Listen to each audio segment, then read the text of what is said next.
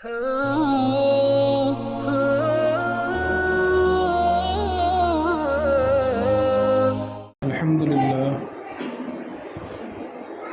لله وكفى وسلام على عباده الذين اصطفى أما بعد قال الله تبارك وتعالى في القرآن المجيد والفرقان الحميد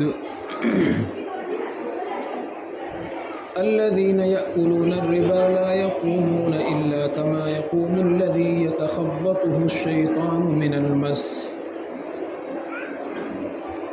صدق الله العظيم۔ محترم بزرگوں اور دوستوں،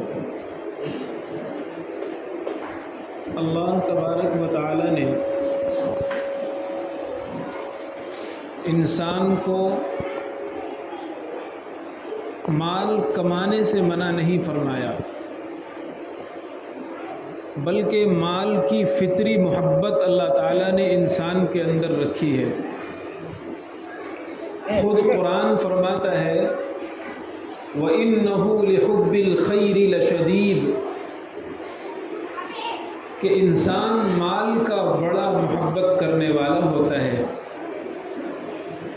لیکن ایسا نہیں ہے کہ جذبہ محبت میں انسان کسی بھی طریقے پر مال کمائے اور حلال و حرام کی تمیز کے بغیر مال کمائے، خبیث و طیب کی تمیز کے بغیر مال کمائے، جائز اور ناجائز کی تمیز کے بغیر مال کمائے۔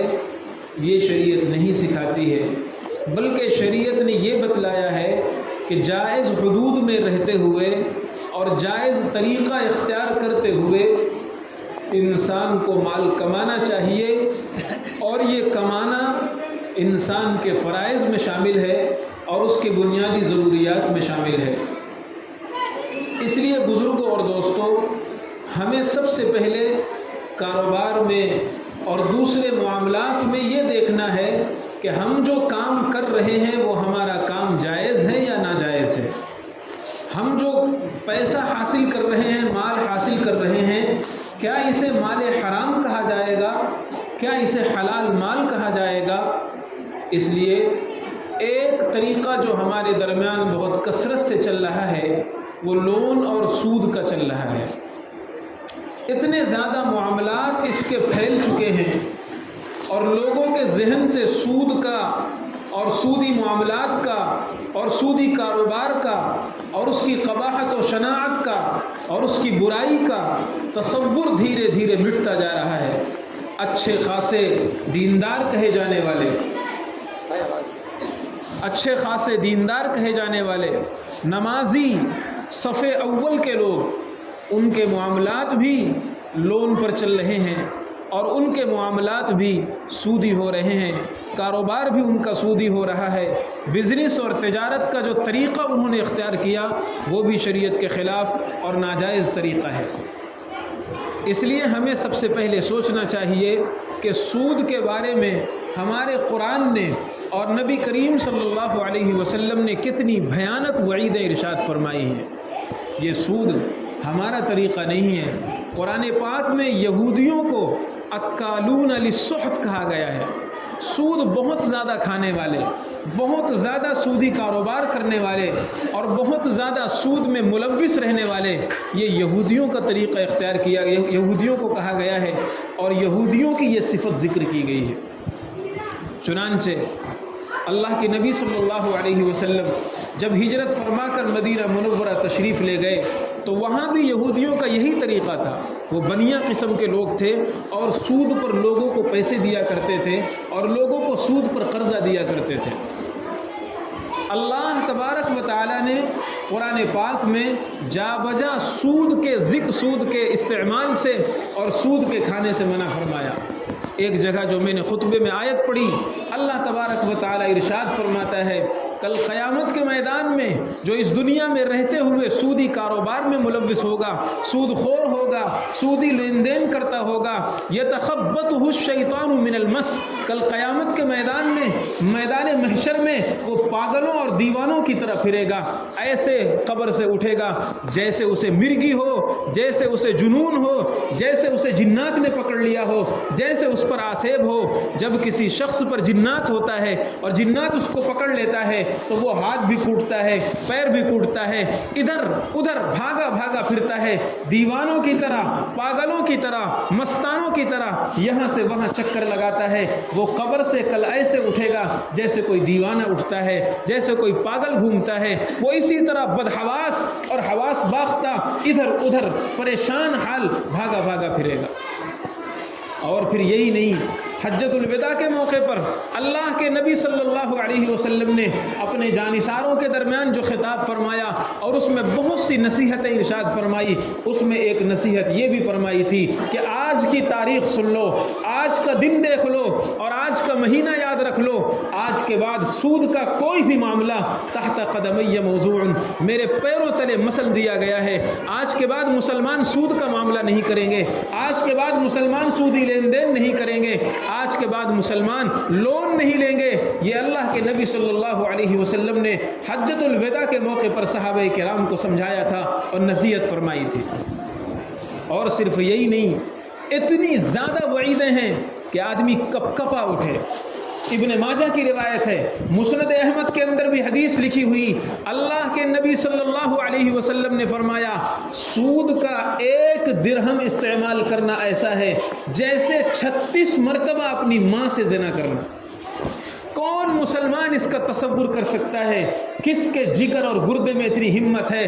آدمی سوچتا ہے کپ کپا اٹھتا ہے، 1 مرتبہ نہیں 36 مرتبہ اپنی ماں سے زنا کرنے کے برابر سود کا 1 درہم استعمال کرنا، سود کا 1 روپیہ استعمال کرنا ہے۔ ہمارے ذہنوں سے، اور یہ کسی تاریخ کی بات نہیں لکھی ہوئی، یہ کسی کا کہا ہوا نہیں ہے، یہ پیغمبر دو جہاں ہم سب کے سردار حضرت نبی پاک صلی اللہ علیہ وسلم نے ارشاد فرمایا ہے۔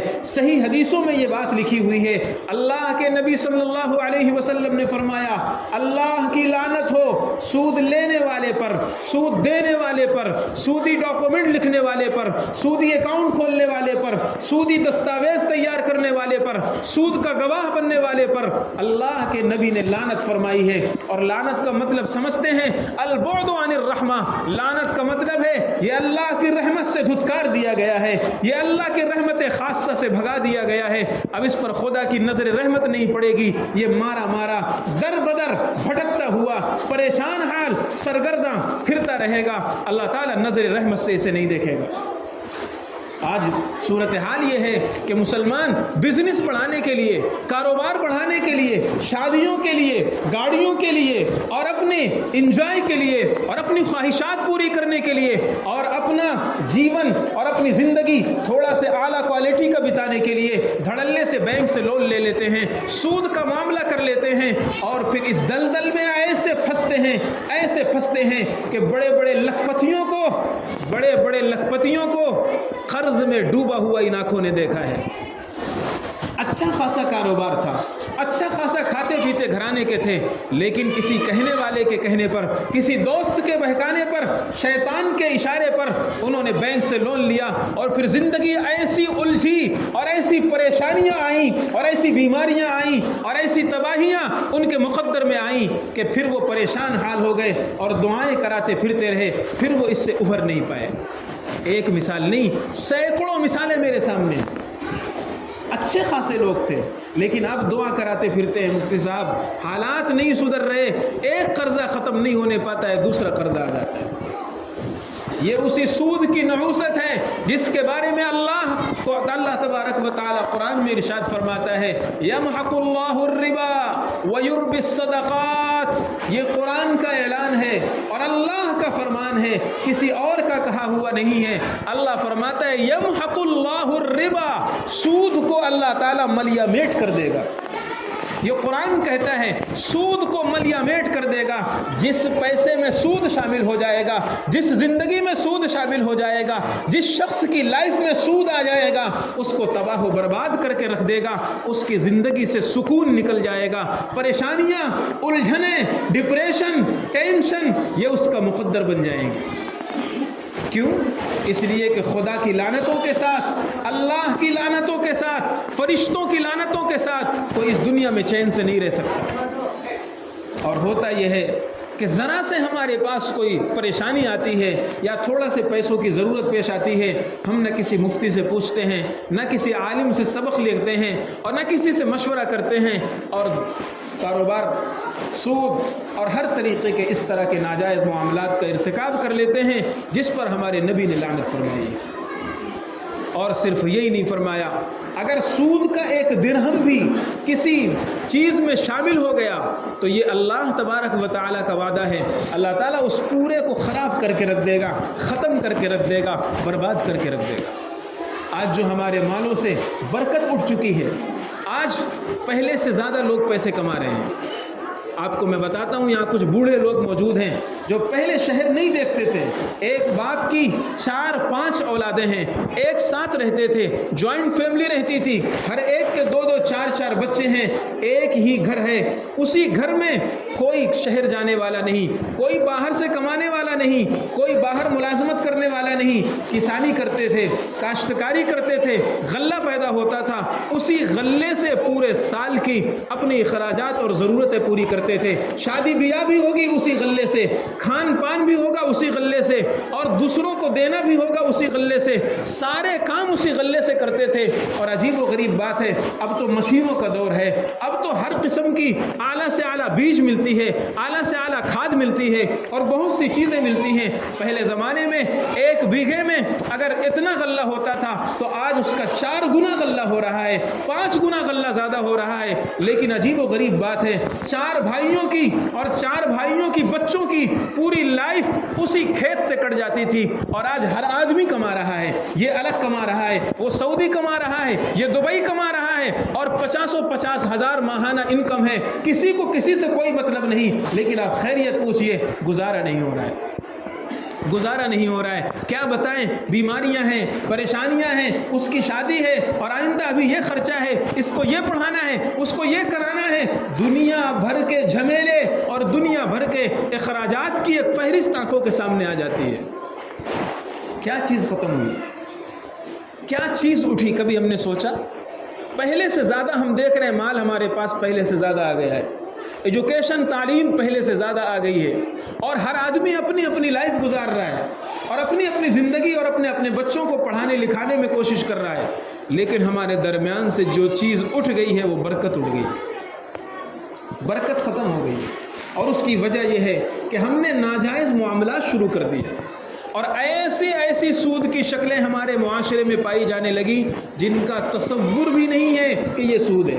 میں نے آپ کو بتایا تھا، شاید یاد ہوگا، ایک خاتون ہیں اور انہوں نے یہ مسئلہ پوچھا، بلکہ ان کے واسطے سے کسی دوسرے صاحب نے یہ مسئلہ پوچھا کہ وہ اپنے پیسوں کو بھاڑے پر دیتی ہیں، اپنے پیسوں کو کرائے پر دیتی ہیں.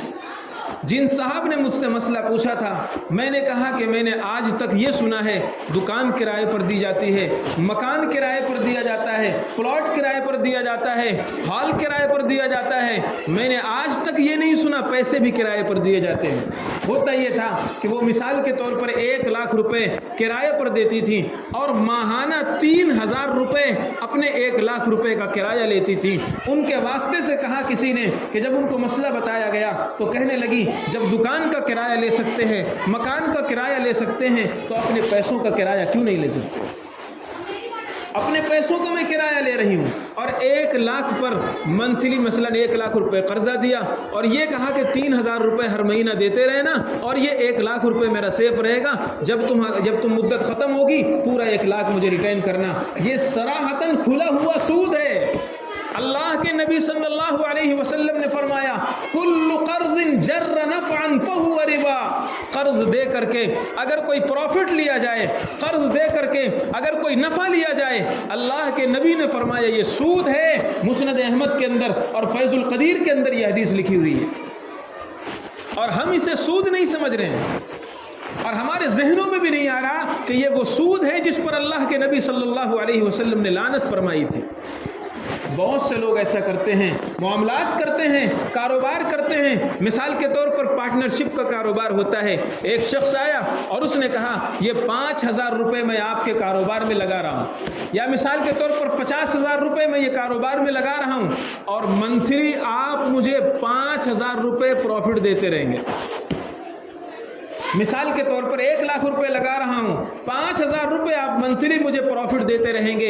ये भी नाजायज़ है, ये भी सूद की शक्ल है, और हमारे नौजवान को पता भी नहीं है कि ये कारोबार कर रहा है या हराम खा रहा है, जिस पे अल्लाह के नबी सल्लल्लाहु अलैहि वसल्लम ने लानत फरमाई है, मना फरमाया। इसलिए बुज़ुर्गों और दोस्तों, हमारे समाज में और हमारे मुआशरे में बहुत सी ऐसी शक्लें पैदा हो गई हैं हमारे कारोबार में जो सूद की शक्ल होती है, जो नाजायज़ की शक्ल होती है। बहुत सी मरतबा ऐसा होता है, गांव देहात के लोग इस चीज़ को ज़्यादा जानते हैं। मिसाल के तौर पर किसी ने कर्ज़ा दिया और कर्ज़ देने के बाद सामने वाले से कहा कोई चीज़ गिरवी रखो, वो खेत गिरवी रख देता है कि चलो मेरा ये खेत है, मेरा ये घर है, मेरी ये गाड़ी है, मेरा ये खेत गिरवी रहेगा।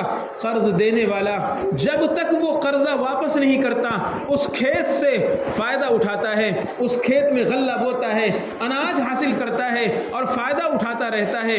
ये भी सूद है। अल्लाह के नबी ने फरमाया कर्ज देकर कोई भी प्रॉफिट हासिल करना सूद कहलाता है। हमारे बुजुर्गों को देखिए, हमारे अकाबिरीन को देखिए। हज़रत इमाम अबू हनीफा रहमतुल्लाह अलैह, अल्लाहु अकबर, उनके तक़वे का आलम यह था कि दरमियान में एक बात बताकर फिर आगे बढ़ता हूँ। उनके तक़वे का आलम यह था, बड़े बड़े लोगों ने जिन्होंने इमाम अबू हनीफा रहमतुल्लाह अलैह की सीरत लिखी है, सवाने लिखी है, उन्होंने इस वाक़े को लिखा है। उक़ूदुल जुमान के अंदर ये वाक़या लिखा हुआ है। फरमाते हैं एक मरतबा कूफा के अंदर ऐसा हुआ कि किसी शख्स ने कूफा में चंद बकरियां गैरों की आ गई। दूसरे की बकरियां कहीं से जा रही होंगी कूफा के पास से गुजर करके, और कूफा वालों की बकरियां बाहर चर रही थी, तो गैर की बकरियां इस रेवड़ में आकर के शामिल हो गईं और ऐसे गुड़मुड़ हो गई कि पता नहीं चल रहा था। क्योंकि आज के ज़माने की बात नहीं है कि 2-4 बकरियां हों, हजार बकरियां चरती थी एक साथ। ऐसे मौके पर अगर 2-4 बकरियां शामिल हो गई या 2-3 बकरियां शामिल हो गई तो आदमी को अंदाज़ा लगाना मुश्किल होता था कौन सी बकरी दूसरे की है और कौन सी बकरी हमारी है। इमाम अबू हनीफा रहमतुल्लाह अलैह को पता चला कि ऐसा वाक़या हुआ है कि हमारे गांव की जो रेवड़ बकरियों का चरता था उसमें किसी दूसरे की बकरियां शामिल हो गई थी। मालिक ने बहुत तलाश किया लेकिन वो बकरियां नहीं मिली। बिल आखिर वो मायूस होकर के लौट कर चला गया। अब ये पता नहीं चल रहा था कि ये कौन सा माले हराम है, दूसरे की इजाज़त के बगैर कौन सी बकरियां हैं। अगर ये पता चल जाता तो अलग अलग कर दिया जाता, लेकिन ये मालूम नहीं पड़ रहा था। इमाम अबू हनीफा रहमतुल्लाह अलैह ने जो बकरियों के माहिर थे, जो जानवरों के माहिर थे, उनको बुलाया और पूछा एक बकरी की उम्र ज़्यादा से ज़्यादा कितनी होती है, एक बकरी ज़्यादा से ज़्यादा कितने साल तक जिंदा रहती है। उस ज़माने में उन लोगों ने कहा कि हज़रतुल इमाम, हमने ये सोचा है, ये देखा है और हमने ये मुशाहदा किया है कि एक बकरी ज़्यादा से ज़्यादा 7 से 8 साल तक जिंदा रहती है, उसके बाद नहीं जिंदा रहती। इमाम अबू हनीफा रहमतुल्लाह अलैह ने कूफा की बाज़ारों से 7 साल तक बकरी का गोश्त नहीं खाया। कहीं ऐसा ना हो कि वही हराम बकरी, वही गैर की बकरी कसाई के दुकान में पहुंच गई हो और उसी का गोश्त का हराम लुकमा मेरे पेट में चला गया हो। ये इमाम अबू हनीफा रहमतुल्लाह अलैह हैं जिन्होंने इतना एहतियात किया, 7 से 8 साल तक बकरी का गोश्त नहीं खाया। और आज हम उन्हीं के नाम लेवा हैं, सूद खा रहे हैं, हराम कारोबार कर रहे हैं और हमारे माथे पे शिकन तक नहीं पड़ती, हमारे सर पे जू तक नहीं रेंगती कि आखिर ये कोई गलत चीज़ है या कोई पाक और हलाल चीज़ है। انہی امام ابو حنیفہ رحمۃ اللہ علیہ کے بارے میں آپ سنیے، حضرت امام اعظم ابو حنیفہ رحمۃ اللہ علیہ سود کے شائبے سے اور سود کے نام سے کتنا ڈرتے تھے اور کتنا کانپتے تھے۔ ایک مرتبہ انہوں نے اپنے کسی پڑوسی کو اور وہاں گاؤں میں کوفہ میں رہنے والے کو قرض دے دیا تھا، قرض دے دیا، اور قرض دینے کے بعد معاملہ ہوتا رہا اور ایک مرتبہ ایسا ہوا کہ امام اعظم ابو حنیفہ رحمۃ اللہ علیہ راستے سے چل رہے تھے، دوپہر کا وقت تھا، گرمی بھی سخت تھی۔ سخت گرمی میں جن لوگوں نے دھوپ میں سفر کیا ہوگا وہ جانتے ہیں کہ آدمی ایسے موقع پر سایہ تلاش کرتا ہے۔ کسی گھر کا سایہ پڑ رہا ہو تو ادھر آ جاتا ہے، بیچ روڈ سے نہیں چلتا ہے، بلکہ سائے اور چھاؤں میں آ جاتا ہے تاکہ گرمی کی تپش اور تمازت اور دھوپ کی شدت سے تھوڑا سے بچا جا سکے۔ ایسے موقع پر لوگ سایہ تلاش کرتے ہیں اور سایہ تلاش کر کے چلتے ہیں۔ امام ابو حنیفہ رحمۃ اللہ علیہ راستہ چل رہے تھے، راستہ چلتے چلتے آپ بھی اسی طرح کر رہے تھے کہ گھر کا جو سایہ راستے پر پڑ رہا تھا اسی سائے سے گزر رہے تھے۔ اچانک ایک مرتبہ ایسا ہوا کہ آگے جو گھر آ رہا تھا اور اس کا جو سایہ پڑ رہا تھا، امام اعظم ابو حنیفہ رحمۃ اللہ علیہ نے راستے کے اس سائے کو چھوڑ دیا اور دھوپ سے چلنے لگے۔ اور دھوپ سے چلنے کے بعد جب وہ سایہ ختم ہوا اور وہ گھر ختم ہوا اور وہ گھر کا سایہ ختم ہوا، پھر امام اعظم ابو حنیفہ رحمۃ اللہ علیہ دوسرے گھروں کے سائے سے پھر چلنے لگے۔ شاگرد ساتھ میں تھے، شاگرد نے جب حضرت امام اعظم ابو حنیفہ رحمۃ اللہ علیہ اپنے مقام پر پہنچ گئے تو شاگرد نے پوچھا کہ حضرت آج ہم نے عجیب و غریب بات دیکھی ہے، لوگ سایہ تلاش کر کے چلتے ہیں اور آپ نے اس سائے کو چھوڑ دیا جو گھر موجود تھا، نظر آ رہا تھا۔ امام اعظم ابو حنیفہ رحمۃ اللہ علیہ نے پہلے نظر انداز کرنا چاہا، نہ بتانا چاہا، لیکن پھر بعد میں بتایا کہ بات اصل میں یہ نہیں ہے، بات یہ ہے کہ میں نے اس گھر والے کو قرضہ دیا تھا، میں نے اس گھر والے کو قرضہ دیا تھا، اور اللہ کے نبی صلی اللہ علیہ وسلم نے ارشاد فرمایا ہے قرض دے کر کے کوئی بھی فائدہ حاصل کرنا، کوئی بھی نفع حاصل کرنا یہ سود کے دائرے میں آتا ہے۔ میں سمجھ رہا تھا کہ اگرچہ حقیقتاً یہ سود نہیں ہے، لیکن کہیں ایسا نہ ہو کہ یہ شبہ ربا اور سود کا شائبہ اس میں شامل ہو جائے اور میں اس گھر والے کو قرض دے کر اس کے گھر سے فائدہ اٹھا لوں۔ میرا تقوی یہ کہتا تھا، میرا مقام یہ کہتا تھا کہ میں دھوپ میں چلنا گوارا کر لوں گا، لیکن اس گھر والے کے گھر سے اور اس کے سائے سے فائدہ نہیں اٹھاؤں گا۔ یہ زندگیاں تھی ان لوگوں کی جن کے نام پر ہم اپنے آپ کو آج حنفی کہتے ہیں، جن کی فہم پر اور جن کی سمجھ پر، جن کے قرآن و حدیث کی تعبیر پر ہم اعتماد کرتے ہیں اور اپنی فہم سے زیادہ ان پر بھروسہ کرتے ہیں، اور ان کا یہ حال تھا۔ اور آج ہمارا یہ حال ہے کہ ہم بہانے تلاش کر کے سود کھانے کے دہانے پر لگے ہوئے ہیں اور سود کے چکر میں پڑے ہوئے ہیں۔ اگر کوئی مسئلہ بتایا جاتا ہے، اگر کوئی بات بتائی جاتی ہے، کہتے ہیں مفتی صاحب ضرورت ہے، آج کل کے حالات ایسے ہیں اور آج کل پریشانیاں ایسی ہیں، شیطان پریشانیوں کی ایک لسٹ لگا کر کے ہمارے سامنے دکھا دیتا ہے اور آدمی اس میں مبتلا ہو جاتا ہے۔ اس لیے بزرگوں اور دوستوں، ہمیں اپنے کاروبار کو اور اپنے جو حلال جو لقمہ ہمارے پیٹ میں جا رہا ہے ہمیں بہت غور سے دیکھنا ہے، کہیں ایسا نہ ہو کہ کوئی حرام کا لقمہ ہمارے پیٹ میں چلا جائے۔ آپ دیکھیے، اللہ اکبر، حضرت صدیق اکبر رضی اللہ تعالیٰ عنہ، کیا مقام ہے ان کا۔ اللہ کے نبی صلی اللہ علیہ وسلم کے بعد، انبیاء کے بعد اس کائنات میں صدیق اکبر سے زیادہ بلند ہستی کوئی نہیں ہے۔ صدیق کہا جاتا ہے۔ مجدد الفسانی رحمۃ اللہ علیہ نے صدیق کے معنی یہ بیان کیے ہیں کہ نبی کا خاص عکس اور نبی کا خاص پرتو جس پر پڑے اسے صدیق کہا جاتا ہے۔ اور بلکہ ایک مثال دیا ہے، فرمایا اگر آئینے کے سامنے تم کھڑے ہو جاؤ تو آئینے کے باہر جو ہے وہ نبی ہے اور آئینے کے اندر جو نظر آ رہا ہے وہ صدیق ہے۔ اتنا زیادہ نبی میں اور صدیق میں مماثلت اور مشابہت ہوتی ہے۔ خیر، میں آپ سے بتا یہ رہا ہوں کہ صدیق اکبر کا مقام اتنا اعلیٰ ہے۔ ایک مرتبہ بھوک لگی ہوئی ہے، فاقہ ہے، ایک غلام نے ایک غلام نے حضرت صدیق اکبر رضی اللہ تعالی عنہ کو دودھ لا کر کے پیش کیا. شدت بھوک کی وجہ سے، بھوک زیادہ لگنے کی وجہ سے حضرت صدیق اکبر نے نہیں پوچھا کہ تو کہاں سے لایا ہے، کس کے پاس سے لایا ہے، کیا کر کے لایا ہے، نہیں پوچھا اور پی گئے. پینے کے بعد اس غلام نے کہا کہ آج آپ نے معلوم نہیں کیا کہ میں یہ کہاں سے لے کر کے آیا ہوں. صدیق اکبر رضی اللہ تعالیٰ ہمیشہ پوچھتے تھے کہاں سے لایا ہے، آج ہمارے گھروں میں کوئی کھانا بھیج دے، کوئی ہمیں انوائٹ کر لے، کوئی دعوت دے دے، ہمیں کچھ پرواہ نہیں ہوتی. اس کا کاروبار سود ہے، یہ بینک کا ملازم ہے، یہ بینک میں جاب کرتا ہے، ہمیں کوئی پرواہ نہیں ہے، دعوت آئی ہے چلو کھا لیتے ہیں. حضرت صدیق اکبر رضی اللہ تعالیٰ عنہ پوچھا کرتے تھے کہاں سے لایا ہے، کہیں ایسا نہ ہو کہ حرام طریقے سے کوئی لقمہ میرے پیٹ میں چلا جائے. حضرت صدیق اکبر رضی اللہ تعالیٰ عنہ نے جب پوچھا تو اس غلام نے بتایا کہ میں نے حجامت کی تھی اور اسی کے عوض میں مجھے یہ دودھ ملا ہے. ایک پیشہ تھا جو پیشہ معیوب سمجھا جاتا تھا. بہرحال حضرت صدیق اکبر رضی اللہ تعالی عنہ نے وہ دودھ پینے کے بعد جب ان کو معلوم ہوا کہ یہ مال اچھی طریقے پر پاک اور طیب نہیں تھا تو صدیق اکبر رضی اللہ تعالیٰ عنہ کا حال یہ تھا کہ اپنے منہ میں انگلیاں ڈال کر کے صدیق اکبر رضی اللہ تعالیٰ عنہ نے قے کی اور اس لقمے کو نکالا اور فرمایا اگر صدیق کی جان کے ساتھ بھی یہ لقمہ نکلے گا تو صدیق نکالے گا. اگر میری جان بھی چلی جائے گی اس لقمے کے نکالنے میں تو میں یہ لقمہ ضرور نکالوں گا. اس لیے کہ میرے ان کانوں نے پیغمبر سے سنا ہے لحم نبت بالسحت، وہ بدن کا گوشت جو حرام لقمے سے پلے گا بڑھے گا، وہ خون جو حرام لقمے سے بدن کے اندر پیدا ہوگا، النار اولا بہا، اس جسم کے لیے، اس گوشت کے لیے، اس بدن کے لیے جہنم کی آگ زیادہ حقدار ہے، وہ جنت کی خوشبو نہیں پا سکے گا.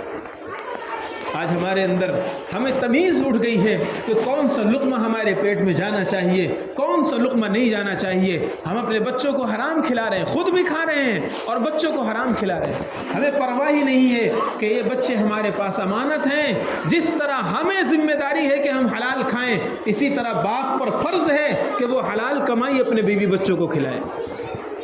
اس لیے بزرگوں اور دوستوں، یہ دنیا چند روزہ ہے. فٹ پاتھ پہ سونے والے کی بھی لائف کٹ جاتی ہے اور محلوں میں رہنے والوں کی زندگی بھی بسر ہو رہی ہے. اگر مثال کے طور پر ایک دن میں کسی کا دھندا 1 لاکھ روپے ہوا، دھندا چھوڑو فائدہ 1 لاکھ روپے ہوا، نفع 1 لاکھ روپے ہوا اور اس کی خوراک 2 روٹی ہے، وہ 2 روٹی کھاتا ہے. میں آپ سے پوچھتا ہوں جس دن 1 لاکھ روپے کما کر لایا ہے کیا وہ 2 روٹی کے بجائے 4 روٹی کھائے گا؟ کیا وہ 2 کے بجائے 10 روٹی کھائے گا؟ نہیں، وہ ایک لباس پہنتا ہے، چاہے ٹی شرٹ پہنے، پینٹ پہنے، کرتا پہنے، لنگی پہنے. میں آپ سے پوچھتا ہوں جس دن 1 لاکھ کا دھندا ہوگا کیا وہ اپنے بدن پر 10 لباس پہنے گا؟ کیا وہ اپنے بدن پر 20 کپڑے پہنے گا؟ نہیں. میں آپ سے پوچھتا ہوں ایک بیڈ میں وہ سوتا ہے، ایک بستر میں سوتا ہے. جس دن اس کا 1 لاکھ کا دھندا ہوگا کیا وہ اپنے پورے کمرے میں بیڈ سجا لے گا، بستر سے پورا کمرہ اوپر تک سوچ دے گا اور کیا اتنے بستروں پر سوئے گا؟ نہیں. کھانا اتنا ہی ہے جتنا اس کے خوراک ہے، پہننا اتنا ہی ہے جتنا اس کا مقدر ہے، سونا اسی لباس میں ہے، اسی بستر پر ہے جو پہلے سے طے شدہ ہے. کیوں اپنی آخرت خراب کر رہے ہیں اپنی نسلوں کے لیے، اپنے بچوں کے لیے، دوسروں کے لیے؟ اس لیے خدا کے واسطے مال حرام پوچھئے علماء سے کہ میرا کاروبار جائز ہے یا نہیں، میں یہ کرتا ہوں حلال ہے یا حرام ہے، اور پوچھ کر پھر اس پر عمل کیجئے. وآخر دعوانا ان الحمد للہ رب العالمین.